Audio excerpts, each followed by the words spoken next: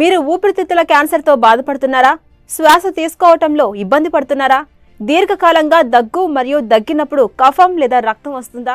ఊపిరితిత్తుల క్యాన్సర్ సమస్యకు latest treatment methods పై మరింత సమాచారం అందించేందుకు మనతో పాటు ఉన్నారు Yashoda hospitals senior medical oncologist doctor G Vamsi Krishna Reddy. వారిని అడిగి సలహాలు సూచనలు తెలుసుకుందాం. నమస్తే డాక్టర్. నమస్తే డాక్టర్. ఈ జనరేషన్ లో మనం క్యాన్సర్ అనే వర్డ్ ఎక్కువ వింటున్నాం. అసలు ఇందులో ప్రధానంగా చెప్పుకోవాల్సింది ఊపిరితిత్తుల క్యాన్సర్. అంటే లంగ్ క్యాన్సర్ అంటే ఏంటి అసలు?